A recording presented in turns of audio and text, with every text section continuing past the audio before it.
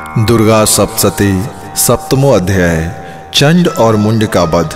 ऋषि कहते हैं, तदंतर शुंभ की आज्ञा पाकर वे चंड मुंड आदि दैत्य चतुरंगिनी सेना के साथ अस्त्र शस्त्रों से सुसज्जित हो चल दिए।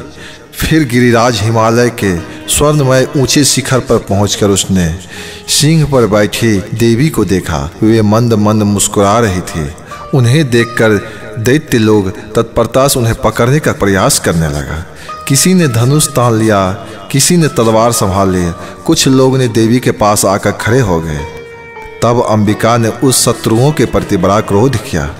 उस समय क्रोध के कारण उस देवी का मुख काला पड़ गया और ललाट भौहें टेढ़ी हो गई, और वहां से विकराल मुखी काली प्रकट हुई जो तलवार और पास लिए हुए थी।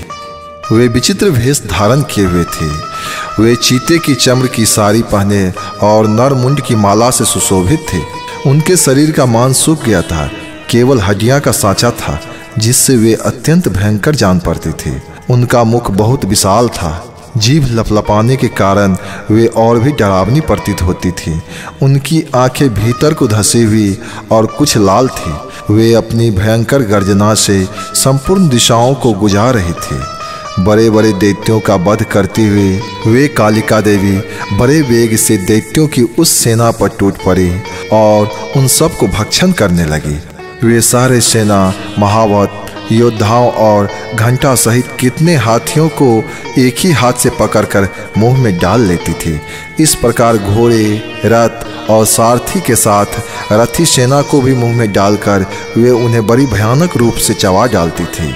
किसी के बाल पकड़ लेती थी, किसी का गला दबा देती, किसी के पैरों से कुचल डालती और किसी को छाती के धक्के से गिराकर मार डालती थी। वे असुरों के छोड़े हुए बड़े बड़े अस्त्र शस्त्र मुंह से पकड़ लेती और रोष में भरकर उनको दांतों से पीस डालती थी। काली ने बलवान एवं दुरात्मा दैत्यों की वह सारी सेना रौंद डाली, खा डाली और कितनों को मार भगाया। किसी को तलवार से घाट उतार दी और कितनों को अपने दांतों से कुचल दी। इस प्रकार देवी ने असुरों की उस सारी सेना को क्षण भर में मार गिराया। यह देख चंड उन अत्यंत भयानक काली देवी की ओर दौड़ा तथा महादैत्य मुंड ने भी अत्यंत भयंकर बाणों की वर्षा से तथा हजारों बार चलाए हुए चक्रों से उन भयानक नेत्रों वाली देवी को आच्छादित कर दिया।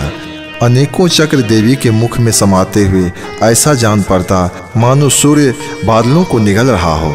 तब भयंकर गर्जना करने वाली काली ने अत्यंत रोष में भरकर विकट अट्टहास किया।